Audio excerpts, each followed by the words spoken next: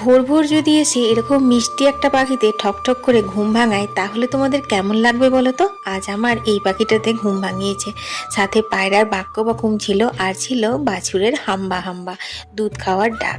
যাই হোক, সকালবেলাটা কিন্তু খুব ভালোই শুরু হয় আমাদের গ্রাম বাংলাতে। হ্যালো এভরিওয়ান, আসানসোল থেকে আমি অর্পিতা, তোমাদের অর্পিতা আমার নতুন একটি মিনি ব্লগে তোমাদের সবাইকে জানাই অনেক স্বাগত। সকাল সকাল গাছ থেকে টাটকা টাটকা ফুল তোলার কাজটা বেশ ভালোই লাগে। অনেকগুলো জবা ফুল তুলেছি, আর ফুল তোলা দেখে হাঁসগুলো দৌড়ে পালিয়ে যাচ্ছে, কারণ ওরা তো আমাকে চেনেই না। আজকে এত ফুল তুলেছি কেন জানো? কারণ আজকে আমাদের জামতারার বিখ্যাত মন্দির চঞ্চলা মন্দিরে পুজো দিতে যাব। তো বন্ধুরা, এখন তো আমি আসানসোলে নেই, তোমরা সবাই আমার ভিডিও তো কয়েকদিন ধরেই দেখছো। এখন আমি বাবার বাড়িতে রয়েছি, মানে জামতারাতে, ঝাড়খণ্ডে। তো দেখো, এখন রেডি হয়ে নিয়েছি, মাকে নিয়েছে বুবলার বাবা, আর আমি রায়মাকের বৌদিকে নিয়ে এখন চললাম মন্দিরে। বুবলা যাবে না, বুবলার শরীর ভালো নেই তো, সেই কারণের জন্য। তো চলো তোমাদেরকে আজকে চঞ্চলা মন্দিরটা ঘুরিয়ে নিয়ে আসি। তো এখন আমরা চঞ্চলা মন্দিরে পৌঁছে গেছি।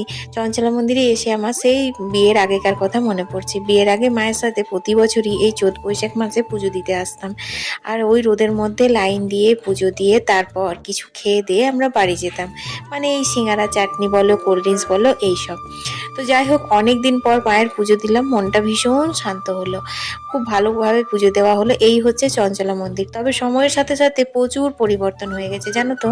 এইরকম কিন্তু মন্দিরটা আগে একদমই ছিল না। তো পুজো দেওয়া হয়ে গেছে, পুজো দিয়ে আবারও আমরা ঢুকে পড়েছি এই যে ছোলার ঘুগনি আর কচুরি খাওয়ার জন্য। এটা তো মাস্ট, খেতেই হবে। চঞ্চলা মন্দিরে পুজো দেবো উপোস করে, তারপর অভুক্ত অবস্থায় বাড়ি যাব, সেটা কি হয়? তবে রাইমার সিঙ্গারা চাটনি খাওয়া দেখে আমার কিন্তু ছেলেবেলাটাই মনে পড়ছিল। আমরা তখন কচুরি না সিঙ্গারা খেতাম।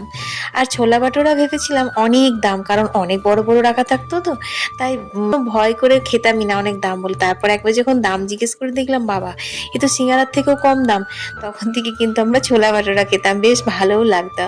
যাই হোক, এখন বিকেলবেলা রাইমার বান্ধবীকে নিয়ে চলে গেল হচ্ছে টিউশনে, আর আমি একটু বেরিয়ে পড়লাম সাঁওতাল পাড়া ঘোরার জন্য। আমাদের গ্রাম থেকে একটু কিছুক্ষণ হাঁটলেই কিন্তু সাঁওতাল গ্রাম। চারিদিকে পলাশ ফুলের লাল লাল দেখেই আমি কয়েকটা কুড়িয়ে মাথায় গুঁজে নিয়েছি। খোপায় ফুল ফুল দিতে কিন্তু আমার ভীষণ ভালো লাগে। এসে দেখি মা এই যে সন্ধে দেওয়া হয়ে গেছে। তারপর উনুন ধরিয়ে উঠোনে এখন রুটি করা হচ্ছে। রাইমা তো সব জায়গায় রয়েছে, জানোই তোমরা। তো যাই হোক, এখন মা বৌদি সবাই রুটি টুটি করে নিয়েছে। তারপর আমরা এখানে একটুখানি মুড়ি খেলাম। তোমার মা খুব ভালো করে মশলা মুড়ি বানিয়েছিল। আর এদিকে বৌদি বানাচ্ছে হচ্ছে চিকেন। বৌদি এরকম রান্না বান্না না করলেও চিকেনটা বেশ ভালোই করে। তো দেখো, আজকে বৌদি চিকেনটা রান্না করছে, মা দেখিয়ে দিচ্ছে একটু করে নুন হলুদ কিভাবে কি লাগবে না লাগবে। সব সময় যে মায়ের কাছে সবকিছু শেখে সেটা নয়, শাশুড়িও কিন্তু এরকম পৃথিবীতে আছে যারা